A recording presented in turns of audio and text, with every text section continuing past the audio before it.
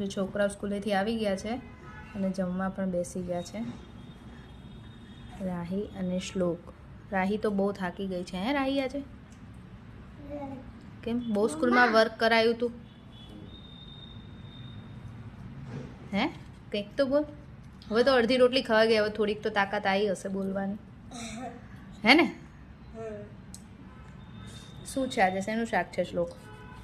કેરી છે અને કોબીનું શાક, ફ્લાવર, કોબી, વટાણા, કોબી, બટેકા, લોટી, મિક્સ શાક છે બેટા, બધું છે. લોટી, પછી કેરી અને ડુંગળી અને પાપડ. છાસ. પાપડ નો લીધો તમે બંને? રાહી એન્જોય. ભાવે ને તને તો આ શાકની? નો ભાવતું હોય તો કંઈક મજા ન આવે રાહીને. ભાવતું હોય ત્યાં સુધી તો વાંધો ન આવે. અને આ શ્લોકને અમારે જો મસ્તી કરતાં કરતાં જમવું હોય. જમતી વખતે સીધું બેસવાનું શ્લોક. બહુ આમથી આમ નાટક ન કરાય. જો જો જો